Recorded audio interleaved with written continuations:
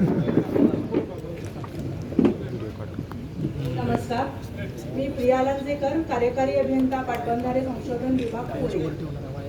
आज या ठिकाणी व्यासपीठावर उपस्थित देशाचे माजी कृषी मंत्री आदरणीय पवार साहेब, आमदार आदरणीय सुमनताई पाटील, रोहित दादा आणि व्यासपीठावर उपस्थित इतर सर्व मान्यवर आणि समोर उपस्थित आपण सर्व लाभधारक शेतकरी वर्ग, आजची ही सभा किंवा हे राजकीय व्यासपीठ नाही आहे असं समजून मी कार्यकारी अभियंता पाटबंधारे संशोधन विभाग या नात्याने जलसंपदा विभागाची प्रतिनिधी म्हणून या ठिकाणी उपस्थित आहे आणि सिद्धराज पाणी पुरवठा संस्था यांच्या वतीनं हे आयोजन केलेलं आहे आणि त्यासाठी मी इथे जे आम्ही शारपड क्षेत्र निर्मूलनाचं काम हाती घेतलेलं आहे तर त्या संबंधी माहिती देण्यासाठी मी आज या ठिकाणी आलेली आहे।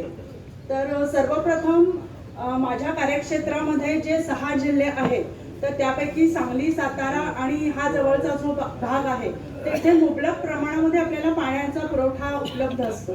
तर सर्व ठिकाणी सुपीक जमीन पूर्वी होती, परंतु पाण्याचा अति जास्त वापर केलेला गेलेला आहे आणि ऊसाकडे सगळ्या शेतकऱ्यांचा जास्त कल आहे। ऊस हे कॅश क्रॉप आहे, शेतकऱ्यांना पैसा मिळवून देतो आणि आपल्या जवळच्या भागात साखर कारखाने पण मुबलक प्रमाणात आहेत, त्यामुळे सर्व शेतकरी ऊसाच्या पिकाला प्राधान्य देतात आणि त्यामुळे असं होतं की वारंवार ऊस पीक लावल्यामुळे जमिनीचा पोत हा खराब झालेला आहे। पूर्वी जे 70 ते 80 टन ऊसाचं उत्पादन येत होतं तर ते सध्याला आता 20 टनापर्यंत आलेलं आहे आणि आता शेतकरी सगळे चिंतेत आहे की पूर्वीची जी जमिनीची किंमत आहे ती पण कमी झालेली आहे, उत्पादन कमी झालेलं आहे आणि त्याच्यामुळे निश्चितच सगळ्यांच्या आर्थिक परिस्थितीवर त्याचा परिणाम झालेला आहे। तर अशामुळे आता माझ्या विभागाचं हेच काम आहे की शारपड क्षेत्राचं निर्मूलन करणं। तर सिद्धराज पाणी पुरवठा संस्था 1 आणि 2 यांच्याकडून आमच्या कार्यालयाला प्रस्ताव सादर झालेला आहे। तर सद्यस्थितीमध्ये आम्ही 1500 एकर क्षेत्रावरती शारपड क्षेत्र निर्मूलनाचं काम करणार आहोत। तर त्याची प्रक्रिया अशी असेल की सुरुवातीला आम्ही याचा सर्व्हे करणार आहोत।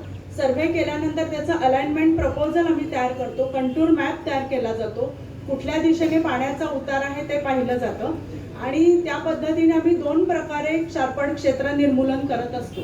पहिली पद्धत आहे ती ओपन ड्रेन म्हणजे उघडाचं, ओपन ड्रेनच्या माध्यमामधून जवळचा जो ओढा, नाला किंवा नदी असेल तिथेपर्यंत आपण हे अतिरिक्त झालेलं पाणी आहे तर ते शेतामधलं अतिरिक्त पाणी जे मुळांच्या वाढीसाठी अयोग्य असतं तर ते पाणी आम्ही काढून टाकत असतो ओपन ड्रेनच्या माध्यमामधून, म्हणजे गुरुत्वाकर्षणाने ते पाणी पुढे जातं। आणि दुसरी पद्धत जी आहे ती भूमिगत सर योजना।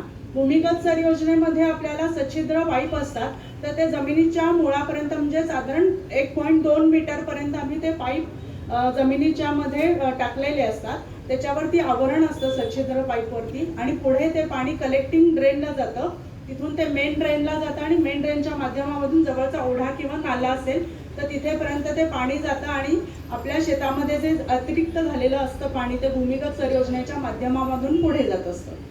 तर याच्यासाठी जे आता आपलं सिद्धराज पाणी पुरवठा संस्था आहे ही आरफळ कालव्याच्या लाभक्षेत्रामध्ये येत असते। आरफळ कालव्याचं लाभक्षेत्र हे साधारणपणे 16,000 हेक्टर पर्यंत आहे आणि आता सिद्धराज संस्थेचं जे 600 हेक्टर क्षेत्र आहे तर ते आपण पहिल्या टप्प्यामध्ये आपण त्याचं काम करणार आहोत। तर त्याच्यासाठी सर्व्हेचं जे अंदाजपत्रक आहे ते कराड उपविभागाने तयार केलेलं आहे आणि त्या अंदाजपत्रकाला आता आम्ही प्रापण सूचीमध्ये मान्यता घेणार आहोत, त्याला तांत्रिक मान्यता देऊन त्यानंतर ते सर्व्हेचं काम आम्ही चालू करू। सर्व्हेच्या कामामध्ये जे काही आपलं अंदाजपत्रक, मुख्य अंदाजपत्रक तयार होईल त्याला मंत्रालयाकडून आम्ही प्रशासकीय मान्यता घेतली जाईल, त्याला तांत्रिक मान्यता दिली जाईल आणि त्याच्यानंतर निधीच्या उपलब्धतेनुसार आपण ते काम हाती घेऊ। आणि हे सर्व प्रक्रिया करत असताना मापदंड मंजूर असणं ही फार महत्त्वाची गोष्ट आहे। 1991 सालानंतर याच्यावरती सुधारित मापदंड हे मंजूर झालेले नाहीत, म्हणजे पूर्वी फक्त आपण ओपन ड्रेन करत होतो, ओपन ड्रेनचेच मापदंड होते। भूमिगत योजनेसाठीचे कुठलेही मापदंड अद्याप मंजूर झालेले नाहीत आणि हे मापदंड मंजुरीची फाईल मंत्रालयामध्ये आम्ही सादर केलेली आहे। त्या मापदंडांना वित्त आणि नियोजन विभागाची देखील मान्यता असते आणि त्यानंतर शासन निर्णय निर्गमित होऊन मापदंड मंजुरीच्या अनुषंगाने आपण जी काही आपल्याकडे प्रस्ताव सादर झालेले असतात त्या प्रस्तावांना मान्यता दिली जाते. तर सिद्धराज पाणी पुरवठा संस्थेचं जे काही काम आहे ते आम्ही त्यांच्या विनंतीवरून आता हाती घेतलेलं आहे आणि सर्व्हेचं काम पूर्ण झाल्यानंतर पुढील आपल्या गोष्टी विहित वेळेमध्ये होतीलच.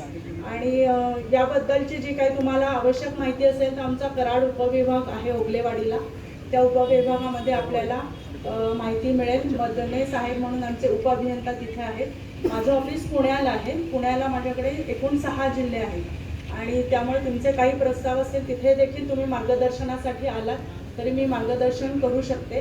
आणि शेतकऱ्यांना एक विनंती आहे की कसं होतं, जलसंपदा विभाग हे तुम्हाला पाणी उपलब्ध करून देत असतं, परंतु अतिरिक्त पाण्याचा वापर करून तुम्ही ह्या जमिनी जेव्हा खराब करता तेव्हा परत त्या शारपट झालेल्या जमिनी दुरुस्त करून देणं ही परत जलसंपदा विभागाचीच जबाबदारी आहे असा शेतकऱ्यांचा एक समज आहे किंवा त्यांना एक तसं वाटतं की शेतकऱ्यांच्या जमिनी परत जलसंपदा विभागाने दुरुस्त करून दिल्या पाहिजेत.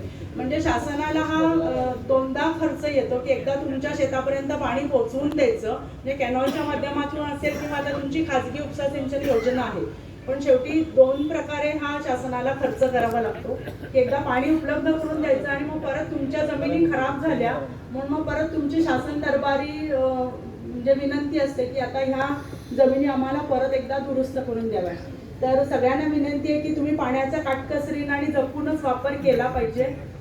ठिबक सिंचनाची सगळ्यांनीच आता सोय आपल्या शेतामध्ये केली पाहिजे आणि रोटेशन पद्धतीनं पिकं ही लावली पाहिजे, खरीप रब्बी उन्हाळी हंगामाची. पण तसं होत नाही सगळीकडे.